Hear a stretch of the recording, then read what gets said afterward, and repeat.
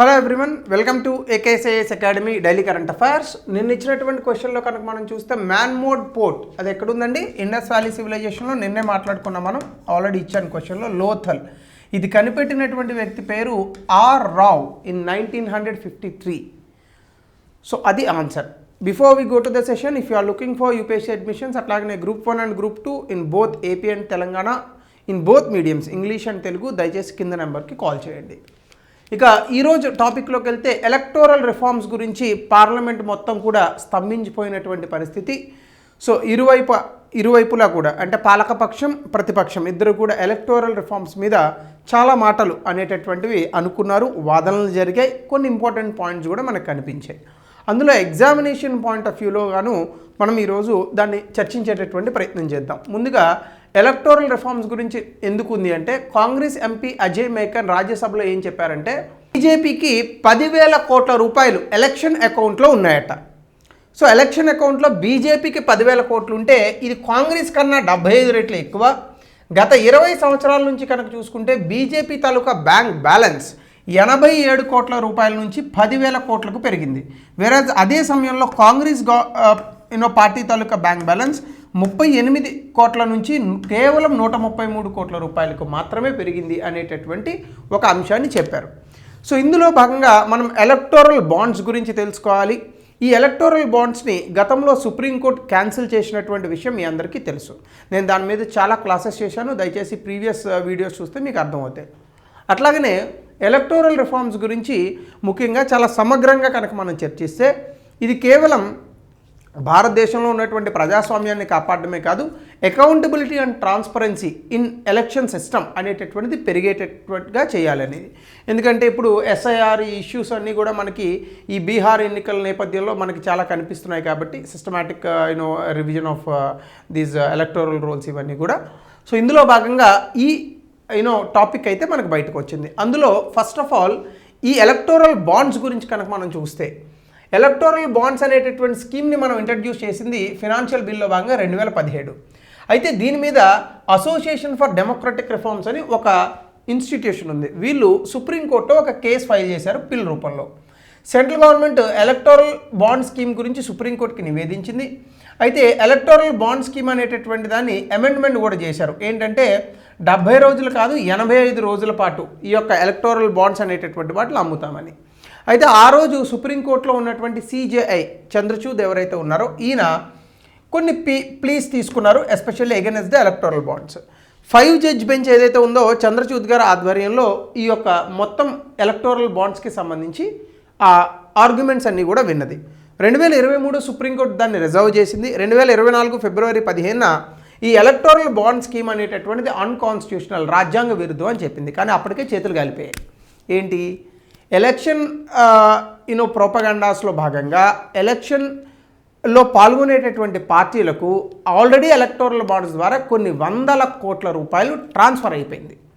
అందులో భాగంగానే బీజేపీ పార్టీకి ఏమో దాదాపుగా 10,000 కోట్లు, ఈరోజు ఉన్నటువంటి బీఆర్ఎస్ పార్టీ తెలంగాణలో దాదాపు 1000 కోట్లు, అలాగనే కాంగ్రెస్ పార్టీకి కేవలం 133 కోట్లు మాత్రమే బ్యాంక్ అకౌంట్స్లో ఉన్నాయని చెప్పేసి ఓపెన్గా చెప్పారు.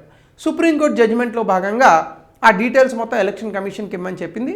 ఎస్బీఐ మాత్రమే ఎలక్టోరల్ బాండ్స్ నమ్మేది, ఆపేయమని చెప్పారు. కానీ ఇది ట్రాన్స్పరెంట్ కాదు, అన్కాన్స్టిట్యూషనల్ అని కూడా సుప్రీంకోర్టు చెప్పింది. అయితే ఇందులో భాగంగా కనుక మనం చూస్తే బీజేపీకి చాలా విపరీతంగా ఈ ఎలక్టోరల్ బాండ్స్లో డబ్బులు వస్తున్నాయి. ఇవన్నీ కూడా ఎందుకు జరుగుతున్నాయంటే, ఎలక్షన్ కమిషన్ అనేటటువంటిది, అలాగనే ఎలక్షన్ సిస్టంలో మనకు ఉన్నటువంటి లూప్ హోల్స్, బీజేపీ పార్టీ గెలుస్తూ వస్తోంది కాబట్టి గత 3 దఫాలుగా గెలుస్తోంది. సో ఇందులో పెద్ద ఆశ్చర్యం ఏమీ లేదు. సాధారణంగా గెలిచిన పార్టీకి ఎక్కువ డబ్బులు ఇస్తారు. సో అందులో భాగంగా చాలా విపరీతంగా ఈ యొక్క పార్టీకి డబ్బులు ఇచ్చారు అనేటటువంటిది వాళ్ళ తాలూకా అంశం ఇక్కడ. అయితే మనం కొంచెం ముందుకెళ్తే అసలు ఎలక్టోరల్ రిఫార్మ్స్ గురించి ఇప్పుడు మాట్లాడుతున్నటువంటి అంశంలో, ఇప్పుడు ఇందాక మాట్లాడిన ఎలక్టోరల్ బాండ్స్ ఇవన్నీ ఎలక్టోరల్ రిఫార్మ్స్లోకే వస్తాయి. అసలు ఏంటి ఎలక్టోరల్ రిఫార్మ్స్ అంటే?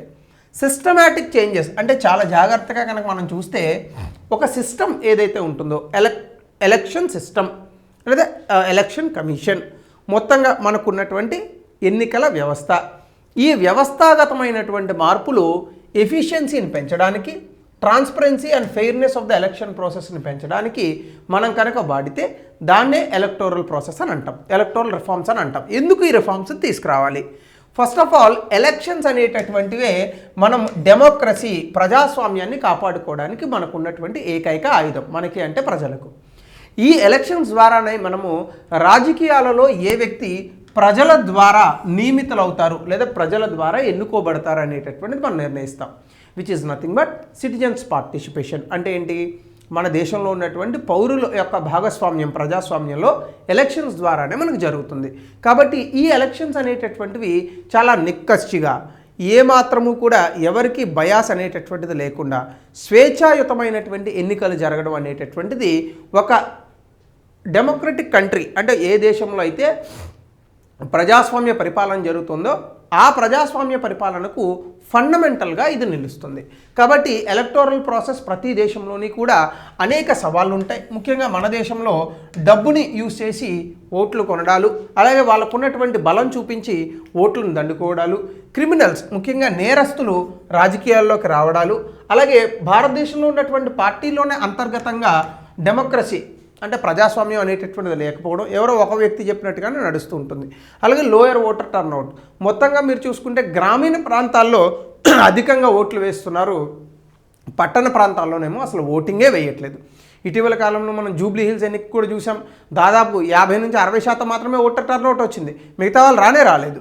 కాబట్టి ఈ రకంగా మనకి ఎలక్షన్స్లో ఇబ్బందులు ఉన్నాయి. కాబట్టి ఎలక్టోరల్ రిఫార్మ్స్ ఈ ఎన్నికల వ్యవస్థలో ఖచ్చితంగా మనం ఈ యొక్క సంస్కరణలు అనేటటువంటి తీసుకురావాలి. దాని ద్వారా మాత్రమే భారతదేశంలో ప్రభుత్వం పైన ప్రజలకు ఉన్నటువంటి నమ్మకాన్ని పెంచేటటువంటి ప్రయత్నం చేయాలి. ఇది ఈ యొక్క ఉద్దేశం. సో ఇందులోనే భాగంగా సుప్రీంకోర్టు అనేక తీర్పులు ఇస్తోంది. అట్ ద సేమ్ టైం మనకి ఎలక్షన్ కమిషన్ అనేక రకాలైనటువంటి అంశాలను తీసుకొస్తోంది. అయితే ఇందులో కాన్స్టిట్యూషనల్ రిఫార్మ్స్ కనుక మనం చూస్తే ఆర్టికల్ 324 ప్రకారం మనం ఎలక్షన్ కమిషన్ అనేటటువంటి దాన్ని తీసుకొచ్చాం. ఈ ఎలక్షన్ కమిషన్ పార్లమెంటు స్టేట్ లెజిస్లేచర్స్కి జరిగేటటువంటి ఎన్నికలను మొత్తం కూడా చూస్తూ ఉంటుంది. అలాగనే మనం ప్రజా ప్రాతినిధ్య చట్టం 1950 తీసుకొచ్చాం. ఇందులో మనం ఎలక్షన్ ఆఫీసర్స్ని తీసుకొస్తాం. అలాగే ప్రతిసారి ఎలక్షన్ ముందు ఎలక్టోరల్ రోల్స్ ఏవైతే ఉన్నాయో వాటిని ఎప్పుడూ కూడా అప్డేట్ చేస్తూ ఉంటాం. అలాగే రిప్రజెంటేషన్ ఆఫ్ పీపుల్ యాక్ట్ 1951లో కనుక మీరు చూస్తే ప్రీ ఎలక్షన్ ప్రాసెస్, అలాగే ప్రిపరేషన్ ఆఫ్ ఎలక్టోరల్ రోల్స్ ఇవన్నీ కూడా చాలా జాగ్రత్తగా ఎలక్షన్ కమిషన్ ఆధ్వర్యంలో జరుగుతూ ఉంటాయి. అలాగే ఎలక్టోరల్ రూల్స్కి సంబంధించి 1960లో మనం కొన్ని రిజిస్ట్రేషన్ అవుట్లైన్స్ తీసుకొచ్చాం. ఇక్కడ ఏంటంటే ఎవరిని ఇంక్లూడ్ చేయాలి ఒక ఓటరు, ఎవరిని తీసేయాలి అంటే 18 సంవత్సరాలు నిండిన వ్యక్తిని మనం ఓటు ఇస్తాం, ఎవరన్నా చనిపోయి ఉంటే వాళ్ళని తీసేస్తూ ఉంటాం. అలాగే డిలీషన్ ఆఫ్ నేమ్స్ ఇవన్నీ కూడా ఈ రూల్స్ ప్రకారం జరుగుతూ ఉంటాయి. అలాగే డీలిమిటేషన్ యాక్ట్ ప్రకారం డీలిమిటేషన్ కమిషన్ అనేటటువంటిది దాన్ని ఏర్పాటు చేస్తాం. పార్లమెంట్ అలాగే అసెంబ్లీకి సంబంధించినటువంటి నియోజకవర్గాల యొక్క మార్పు కూర్పు అనేటటువంటి దాన్ని ఈ డీలిమిటేషన్ కమిషన్ చేస్తూ ఉంటుంది. అయితే ఇందులోనే భాగంగా ఎలక్టోరల్ రిఫార్మ్స్ కనుక మనం చూస్తే 1996 ముందు జరిగినటువంటి ఈ యొక్క ఎలక్షన్ వ్యవస్థలో వచ్చిన మార్పులు, ముఖ్యంగా 1996 ముందు మనకు జరిగింది ఏంటంటే 61వ రాజ్యాంగ సవరణ చట్టం ద్వారా 1988లో అప్పటి వరకు 21 సంవత్సరాలు నిండిన వ్యక్తికి ఓటు హక్కు ఇస్తే దాన్ని 18 సంవత్సరాలుగా మార్చాం. అలాగనే నెంబర్ ఆఫ్ ప్రపోజర్స్, ఒకళ్ళు ఎమ్మెల్సీ కన్నా రాజ్యసభ కన్నా వెళ్ళాలి అంటే ఆ యొక్క నెంబర్ ఆఫ్ ప్రపోజర్స్ని పెంచాం. ఎందుకంటే ఫేక్ చాలామంది వచ్చేసి ఎన్నికల్లో పోటీ పడుతున్నారు, ఈ తలకాయ నొప్పి ఎందుకని కొంచెం నెంబర్ ఆఫ్ ప్రపోజర్స్ని మనం పెంచాం. అట్లాగే ఈవీఎంలని 1998లో ఇంట్రడ్యూస్ చేసాం, 1999లో పూర్తి స్థాయిలో తీసుకొచ్చాం. అలాగే laws enabled cancelling polls in cases of booth capturing, ఒకవేళ ఎవరైనా పోలింగ్ బూత్ని క్యాప్చర్ చేస్తే ఆ ఎలక్షన్ క్యాన్సిల్ చేసేటట్టు దానికి చట్టాలు తీసుకొచ్చాం. So electronic photo identity card అనేటటువంటి దాన్ని తీసుకొచ్చి ఇంపర్సనేషన్ అంటే ఒక వ్యక్తి ప్లేస్లో ఇంకొకడు ఓటేయకుండా దాన్ని ప్రివెంట్ చేయగలిగాం. సో ఇవన్నీ 1996 ముందు తీసుకొచ్చిన సంస్కరణలు. మరి 1996 తర్వాత క్యాండిడేట్స్ని listed as recognised parties, unrecognised parties and independence, అంటే ఎవరు గుర్తించబడినటువంటి పార్టీ, గుర్తింపు లేని పార్టీ, ఇండిపెండెంట్గా ఎవరున్నారు ఇది తీసుకొచ్చాం. అలాగే national symbols, conviction for insulting national symbols, అంటే ఎవరైనా ఈ ఎలక్షన్స్లో భాగంగానే ఎవరైనా కనుక జాతీయ చిహ్నాలు, అది జాతీయ జెండా కావచ్చు, సాంగ్ కావచ్చు, యాంథమ్ కావచ్చు, దాన్ని ఎవరైనా కనుక డిస్రెస్పెక్ట్ చేస్తే వాళ్ళకి 6 సంవత్సరాలు డిస్క్వాలిఫికేషన్ చేసేటటువంటి దానికి ఒక చట్టం తీసుకొచ్చాం. లిక్కర్ సేల్ పోలింగ్ ముందు 48 గంటల ముందు మందు అమ్మకూడదు. అలాగే నాన్ రికగ్నైజ్డ్ పార్టీస్ ఎవరైతే ఉన్నారో 10 మంది ప్రపోజర్లను తెచ్చుకోవాలి. రికగ్నైజ్డ్ పార్టీస్ అయితే ఒక్కరు సరిపోతుంది. అలాగే రికగ్నైజ్డ్ పార్టీ క్యాండిడేట్ కనుక చనిపోతే పార్టీ వేరొక వ్యక్తిని 7 రోజుల్లో రీప్లేస్మెంట్ చేయాలి. బై ఎలక్షన్స్ 6 నెలల్లో జరపాలి. కొన్ని ఎక్సెప్షన్స్ ఉంటాయి. క్యాండిడేట్ కేవలం 2 కాన్స్టిట్యున్సీస్ నుంచే, ఇంతకుముందు 3, 4 కూడా చేయొచ్చు. సాధారణంగా అలా చేయరు, కానీ ఒక వ్యక్తి మాత్రం 3 సార్లు చేశాడు అలా. అలాగనే క్యాంపెయిన్ పీరియడ్ కూడా 20 రోజులు చేయకూడదు, 14 రోజులు మాత్రమే క్యాంపెయిన్ చేయాలి. ఇలా కొన్ని రూల్స్ని 1996 తర్వాత తీసుకొచ్చాం. 97 నుంచి 2009 మధ్య ఇంకా అనేక రూల్స్ వచ్చాయి. ముఖ్యంగా 2010 వరకు చూసుకోవచ్చు. ఎన్ఆర్ఐలకు కూడా ఓటింగ్ రైట్స్ ఇచ్చాం 2010. ఆన్లైన్ ఓటర్ రిజిస్ట్రేషన్ అలౌ చేశాం. నోటా అంటే నన్ ఆఫ్ ది అబవ్ కూడా నొక్కొచ్చు. వీవీప్యాట్ సిస్టమ్స్ని తీసుకొచ్చాం. జైలు పోలీస్ కస్టడీలో ఉన్న వాళ్ళని ఎలక్షన్స్లో కంటెస్ట్ చేయడానికి, ఎందుకంటే కావాలని జైల్లో పెడుతున్నారు వీళ్ళని, ఆ రూల్ తీసుకొచ్చాం. అలాగనే ఎంపీలు ఎమ్మెల్యేలు ఎవరికైనా శిక్ష పడితే 8 క్లాజ్ 4 ఆ యొక్క స్ట్రక్ డౌన్ చేసేసి అలా కన్విక్ట్ అయినటువంటి వ్యక్తుల్ని డిస్క్వాలిఫై చేసేటటువంటి ప్రయత్నం తీసుకొచ్చాం. అట్లాగనే స్పెండింగ్ లిమిట్స్ లోక్సభ అసెంబ్లీ ఎలక్షన్స్లో డబ్బు ఖర్చు పెట్టడాన్ని తగ్గించడానికి కూడా కొన్ని చట్టాలు తీసుకొచ్చాం. ఎలక్టోరల్ బాండ్స్ని ఇంట్రడ్యూస్ చేశాం. కానీ ప్రభుత్వం ఆ ఎలక్టోరల్ బాండ్స్ని తీసుకొచ్చిన తర్వాత 6 సంవత్సరాలకి సుప్రీంకోర్టు దాన్ని కొట్టివేసింది. ఇలా మనం అనేక రకాలుగా ఎలక్టోరల్ రిఫార్మ్స్ని తీసుకొచ్చాం. కానీ ఇన్ని ఎలక్టోరల్ రిఫార్మ్స్ తీసుకొచ్చిన భారతదేశంలో ఇంకా అనేక సవాళ్ళు ఉన్నాయి. కానీ గుర్తుపెట్టుకోవాల్సిన విషయం ఏంటి, రాజకీయాలు ఇబ్బందికరంగా ఉంటే, రాజకీయాలలో తప్పు జరుగుతూ ఉంటే సమాధానం ఇంకా ఎక్కువ రాజకీయాలు. డెమోక్రసీ ప్రజాస్వామ్యంలో ఇబ్బందులు ఉంటే దానికి సమాధానం ఇంకా ఎక్కువ ప్రజాస్వామ్యాన్ని తీసుకురావాలి. అంటే if there is a problem with democracy, the answer is more democracy. If there is a problem in politics, the answer is better politics. ఇది జరిగిన రోజే మనకి ఎలక్టోరల్ రిఫార్మ్స్ ఇవన్నీ కూడా మనకు కొన్ని ఫలాలను అందిస్తాయి. కాబట్టి భారతదేశం మీ అందరికీ తెలుసు largest democracy in the biggest democracy in the world in terms of population. So కాబట్టి దీన్ని మనం అలాగనే కొనసాగించాలి అంటే మన ఎన్నికల వ్యవస్థలో అనేక మార్పులను తీసుకురావాలి. ఇప్పుడు చెప్పినవన్నీ కూడా ఆన్ పేపర్ మీద ఉన్నాయి, కొన్ని పని చేయట్లేదు.